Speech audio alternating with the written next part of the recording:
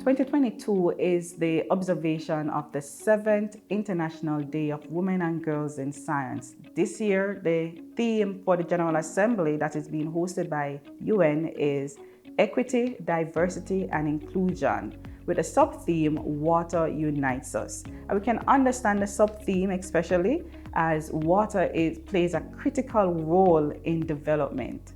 Water is a critical resource, and there are things around that surrounds the ability to have access to water. It's not just from a health perspective, and it's not just from a sanitation perspective. It's from a social, economic, and development perspective. I was speaking to the story of a young girl needing to walk a mile to fetch water in order to prepare for school. The challenges around her traversing that path can pose an issue for her to want to go and being able to go, and that can affect her ability to then participate in school. And you can see the trickle effect that will have.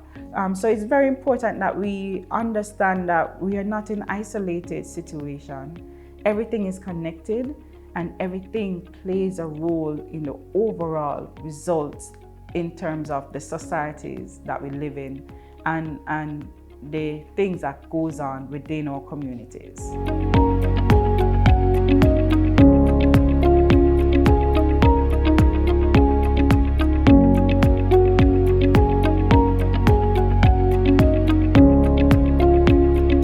Hi, I am Shara Watson, the Executive Director at the Scientific Research Council, Jamaica's principal research and development agency, responsible for translating Jamaica's natural resources. What got me started or inspired me to go along the path of becoming a scientist was really from just my natural inclination of being a free-spirited person, being a creative person, and also growing up in a household with a Rasta father. My dad used to he made roots, that's what sent us to school, so I always saw him with different plant material, and he would be telling us what they're used for and why he's putting it in his blend. So I had that curiosity. I wanted to be like him. I wanted to learn more about nature. I wanted to learn more about plants and what they could do. And therefore, I think that is one of the things that propelled me to become a scientist, and specifically a chemist. For my postgraduate studies at the universities of the West Indies, I was working with Dr. Trevor Yee, who at the time, he is a nature lover like myself. So that's how we kind of got connected. We were light-spirited. So I remember he was telling me about walking in his neighborhood and observing some caterpillars feeding on a plant that he knew them not to feed on. And that kind of sparked his curiosity. Long and short of that story, I got very excited about the prospect of finding out why these caterpillars were feeding on this plant that they shouldn't be feeding on. And therefore, we undertook research studies to look at how we could control that particular caterpillar, which incidentally ended up being a significant pest to citrus industry. So it was Papilio andraman and Papilio demoleus, which was a later species that came into Jamaica, an invasive species. And at the time, it was not here before. And what we had seen it done in Florida was very catastrophic to the citrus industry. So we had similar concerns that we would do the same here in Jamaica. And what we did with our research was we were able to divert those two pests from feeding on citrus to another plant that was not economically significant.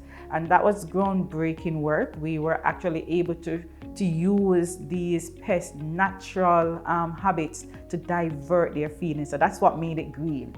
We were not using any harmful chemicals that would cause any damage to the environment. And we were also very gentle to the caterpillars because they do form beautiful butterflies. So that was something that we were very proud of and did receive quite a bit of international and local recognition for that work.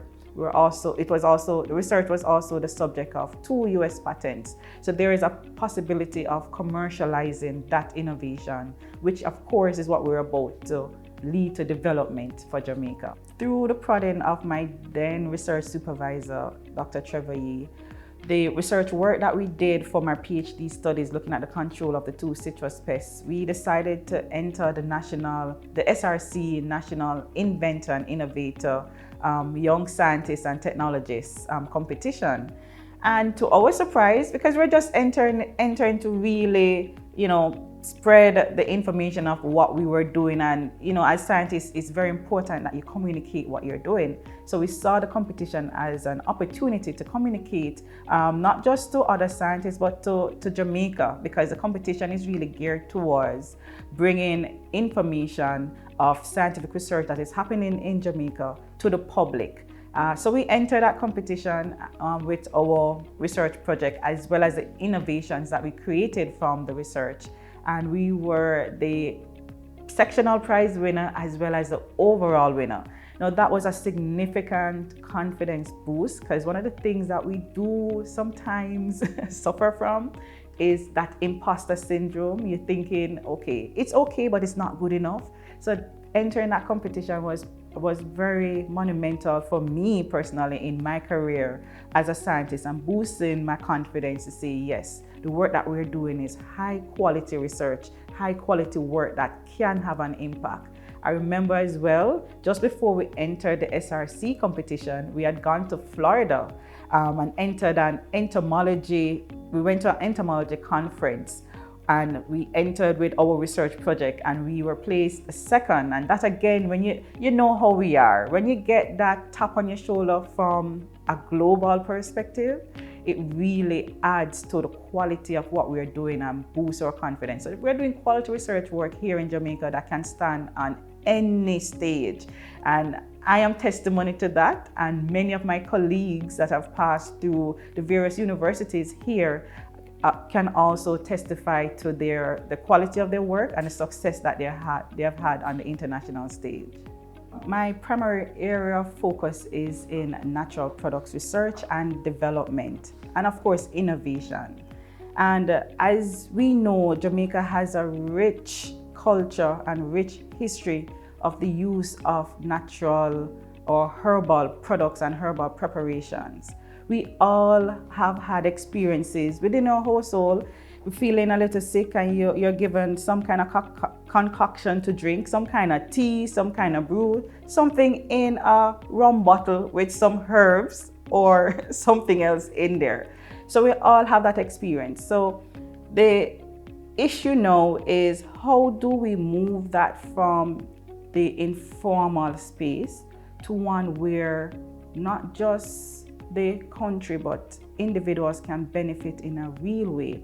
How can we translate these natural preparation, or these what you call them now, folklore preparation or home type preparation, into standardized value-added creations that can go out and serve a greater purpose than we are using it in our personal spaces?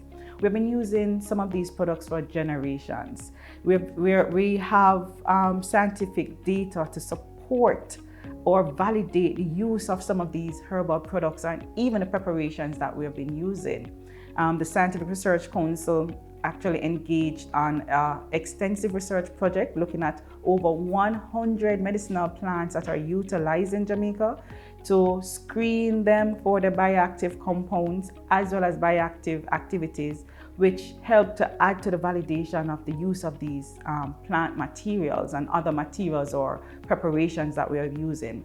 So the next stage or step for us is moving it from that informal space into value creation, and that can only be done through the development of an industry which will come along with other things that will support the commercialization of these products. So it's not just from an economic perspective we're talking. The economic is critical, and you must have a well-structured industry and with support from different public and private agencies or players to facilitate the growth and development of an industry. And in particular, I'm speaking to the natural health products industry.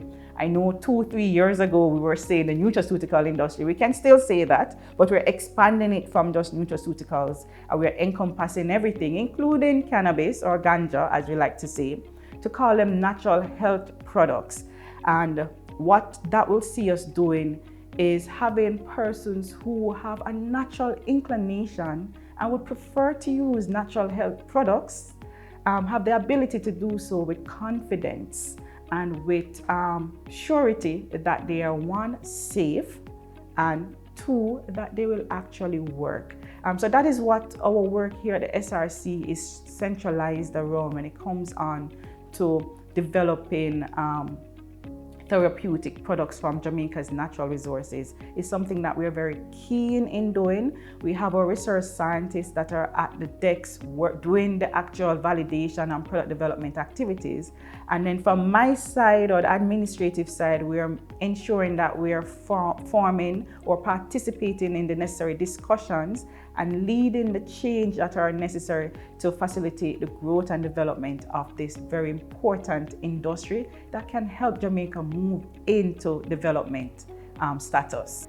I would like to believe that the Scientific Research Council played a role in the current state where we have a significant number of women having successful careers in science and STEM-related careers, as we have been very active in the science education programs of the country, as well as the popularization and building public awareness around science and technology.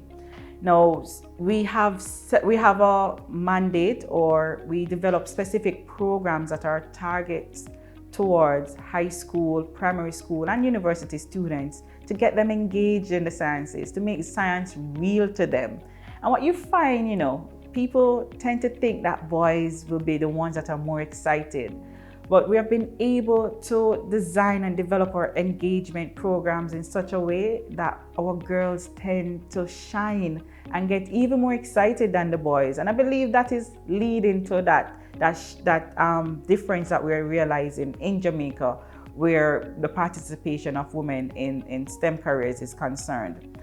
Just want to highlight as well, we have a Conversation in Science series, which is a part of our popularization program, where we have conversations with scientists who have made an impact, who are at different stages in their careers. And what that does is to facilitate that transfer of experiences, sharing of your personal journey and stories, and that helps a lot. So we don't talk at people, we talk with. We try to ensure that we are communicating the value and the impact of science in all aspects of our life, from personal fulfillment to making a difference in the world that we're living in. So the SRC have several programs which we initiate through or implement through our Information Services Division, where we engage the community at large and have various popularization initiatives and programs that really share the value of science and technology, as well as engage persons at a level that they want to participate. The SRC, as I mentioned, is the government's principal research and development agency. And if we observe what happens in other countries that are more advanced or more developed than Jamaica, you would realize that they didn't do it just by chance. It didn't happen overnight, and it didn't happen by goodwill and positive intentions. It happened by deliberate actions, and those deliberate actions involve the investment, heavy investment in research, scientific research, and technology development, because that is the only way you can have innovation happen. And innovation is what leads to economic development and prosperity. And that is where Jamaica have to go. That is where we must go.